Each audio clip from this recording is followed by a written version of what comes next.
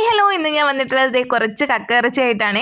ഇതുകൊണ്ട് ഒരു അടിപൊളിയായിട്ട് ഉണ്ടാക്കാൻ പോവാണ്. സ്കിപ്പ് ചെയ്യാതെ വീഡിയോ സേവ് ചെയ്ത് വെച്ചോളി, ഉപകാരപ്പെടും. അപ്പം ഞാൻ കക്ക കഴുകി വൃത്തിയാക്കിയത് കുക്കറിൽ ഇട്ട് കൊടുക്കുന്നുണ്ട്. അപ്പോൾ ഇനി അതിലേക്ക് ഞാൻ കുറച്ച് മഞ്ഞൾപ്പൊടിയും കൂടി ഇട്ട് കൊടുക്കുന്നുണ്ട്. കക്ക കഴുകി വൃത്തിയാക്കിയ സമയത്ത് തന്നെ ഞാൻ കുറച്ച് മഞ്ഞൾ കൂടി ഇട്ട് വൃത്തിയാക്കിയിട്ടുണ്ടായിരുന്നു. അതുകൊണ്ടാണ് ലേശം ഒരു മഞ്ഞ കളറിൽ ഇരിക്കുന്നത്. അപ്പോൾ ഞാൻ കുറച്ച് മഞ്ഞയും ഉപ്പും കൂടി ഇട്ട് കുക്കറിലൊന്ന് വേവിക്കാൻ വെക്കുന്നുണ്ട്. ഒരു 2-3 വിസിൽ മതിയാവും. എൻ്റെ വീഡിയോ ആദ്യമായിട്ട് കാണുന്നവരാണെങ്കിൽ എൻ്റെ ചാനലൊന്ന് സബ്സ്ക്രൈബ് ചെയ്തിട്ടിരുന്ന കാണണേ.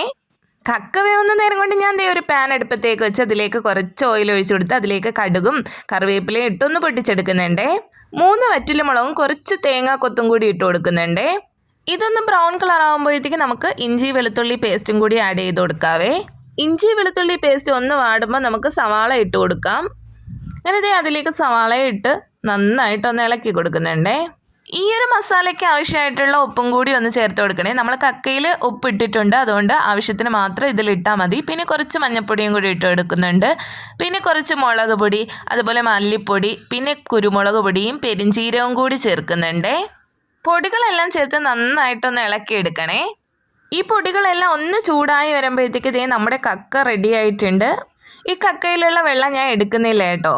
കക്ക ഇറച്ചി മാത്രം ഞാൻ ഇതിലേക്ക് ഇട്ട് കൊടുക്കുന്നുണ്ട്. ഇനി ഈ മസാലയായിട്ട് ഇതെല്ലാം ഒന്ന് യോജിപ്പിച്ചെടുക്കുന്നുണ്ട്. സംഭവം കഴിഞ്ഞു എന്ന് വിചാരിക്കേണ്ട, ഇനിയുണ്ട് കേട്ടോ ഇതിൻ്റെ അത് പണി. ഏത് ഫുഡ് ഉണ്ടാക്കിയാലും നമ്മൾ എല്ലാ ഇൻഗ്രീഡിയൻസും ചേർത്താൽ മാത്രമേ അതിന് ടേസ്റ്റ് ഉണ്ടാവുള്ളൂ അല്ലേ. അപ്പം ഞാൻ ഇനി ഇതിൻ്റെ അകത്ത് കുറച്ച് ഐറ്റം കൂടി ചേർക്കുന്നുണ്ട്. അപ്പം ഞാൻ ഇതൊന്ന് അടച്ചു വെച്ച് കൊടുത്തിട്ടുണ്ടായിരുന്നേ, ഇതൊന്ന് ചൂടായി വരാൻ വേണ്ടിയിട്ട്. സംഭവം സെറ്റായിട്ടോ, ചൂടായി വന്നിട്ടുണ്ട്. അപ്പം ഞാൻ കുറച്ച് തേങ്ങ എടുത്തിട്ടുണ്ട്. ഇനി ഇതൊന്ന് ജസ്റ്റ് ഒന്ന് അടിച്ചെടുക്കുന്നുണ്ട്. വെള്ളം ഇല്ലാണ്ടാണ് കേട്ടോ അടിച്ചെടുക്കുന്നത്. എന്നിട്ട് നമുക്ക് ഇതിലേക്കൊന്ന് തട്ടിക്കൊടുക്കാം കേട്ടോ.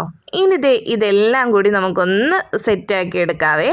ഇത് ഇളക്കിയെടുക്കുമ്പോൾ തന്നെ അടിപൊളി മണമാണ് കേട്ടോ. പിന്നെ ആവശ്യത്തിനും കൂടി ഉപ്പ് ചേർത്ത് കൊടുക്കണേ. എനിക്ക് ഒരു ഉപ്പ് കുറവ് പോലെ തോന്നി കേട്ടോ. അപ്പം ഞാൻ കുറച്ചുകൂടി ആഡ് ചെയ്ത് കൊടുത്തിട്ടുണ്ടേ.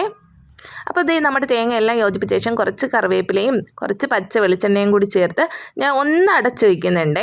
ഒന്ന് ജസ്റ്റ് ഒന്ന് ചൂടായാൽ മതി കേട്ടോ. ലോ ഫ്ലെയിമിലിട്ടൊന്ന് കുക്ക് ചെയ്തെടുത്താൽ മതിയേ. അങ്ങനെ കക്കത്തോരൻ കഴിക്കാൻ വേണ്ടിയിട്ട് ഞാൻ ചപ്പാത്തിയും ചൂടാക്കി എടുത്തിട്ടുണ്ടായിരുന്നേ.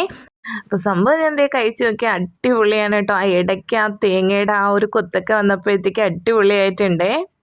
പിന്നെ ഞാൻ ബ്രെഡുമായിട്ടൊന്ന് കോംബോ ചെയ്ത് നോക്കി കേട്ടോ. അടിപൊളിയാണ്, വേറെ ലെവൽ സാധനമാണ്. അപ്പോൾ കക്ക ഇറച്ചി കിട്ടിയിട്ടുണ്ടെങ്കിൽ ഇതുപോലെ ഒന്ന് ട്രൈ ചെയ്ത് നോക്കണേ. അടിപൊളി തോരനായിട്ടുണ്ട്, എനിക്ക് ഭയങ്കരമായിട്ട് ഇഷ്ടമായി. അപ്പോൾ ഇതുപോലെ ഉണ്ടാക്കി നോക്കിയിട്ട് നിങ്ങൾ ഫീഡ്ബാക്ക് അറിയിക്കാൻ മറക്കല്ലേ. പിന്നെ എൻ്റെ ഈ കുഞ്ഞു വീഡിയോ ഇഷ്ടമായ ലൈക്കും ഷെയർ സബ്സ്ക്രൈബും ചെയ്യാൻ മറക്കല്ലേ. പുതിയൊരു വീഡിയോയുമായി വീണ്ടും കാണാം.